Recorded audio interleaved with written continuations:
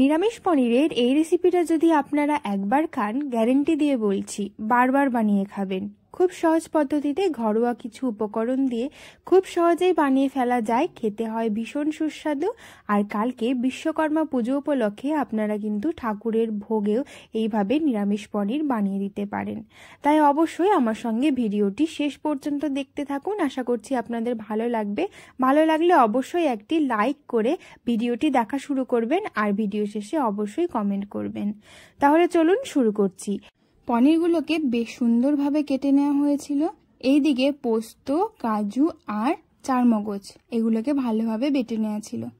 একটি বাটির মধ্যে ঢেলে নেওয়া হলো টক দই। কড়াইয়ের মধ্যে তেল দিয়ে তার মধ্যে ফোড়নে দিয়ে দেওয়া হলো 2টো এলাচ, শুকনো লঙ্কা আর গোটা জিরে। এরপর বেটে রাখা কাজু, পোস্ত আর চারমগজ এগুলোকে দিয়ে এর মধ্যে দিয়ে দেওয়া হলো স্বাদ মতো লবণ, চিড়ে রাখা লঙ্কা, ফেটিয়ে রাখা টক দইটা ভালোভাবে নাড়াচাড়া করে মিশিয়ে নিতে হবে। তারপর এর মধ্যে দিয়ে দিতে হবে সামান্য পরিমাণে গোলমরিচের গুঁড়ো। এরপর এটাকে ভালোভাবে কষিয়ে নিতে হবে যত সময় না এটার থেকে তেল ছেড়ে আসছে। খুব সহজ পদ্ধতিতে বাড়িতেই আপনারা দোকানের মতো পনির বানিয়ে নিতে পারেন।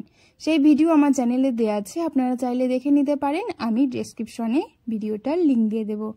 ভালোভাবে কষানো হয়ে এসেছে, তেলও ছেড়ে গেছে। এরপর এর মধ্যে দিয়ে দিতে হবে পরিমাণ মতো জলটা।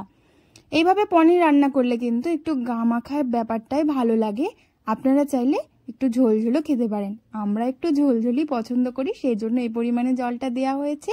আর হ্যাঁ, এর মধ্যে কিন্তু সামান্য পরিমাণে দিয়ে দেওয়া হলো শুকনো লঙ্কার গুঁড়ো। সেটা অপশনাল, আপনারা চাইলে দিতে পারেন আবার নাও দিতে পারেন।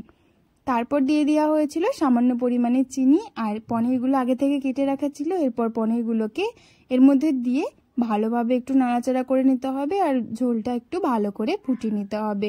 বেশ সুন্দরভাবে ফুটে গেছে, প্রায় হয়েই এসেছে। এদিকে আমি ভিডিও করছিলাম বলে আমার সোনা মাও একটা ছোট ফোন নিয়ে চলে এসেছে আমার সঙ্গে ভিডিও করার জন্য। পনিরগুলো বেশ ভালোভাবে হয়ে গেছে, দেখেই বোঝা যাচ্ছে।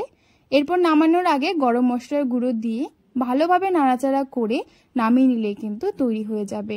সকলের কাছে অনুরোধ করছি, অবশ্যই ভিডিওগুলো শেষ পর্যন্ত দেখে আমাকে কমেন্ট করে জানাবেন রেসিপিটা কেমন লাগলো, জানিয়ে যাবেন।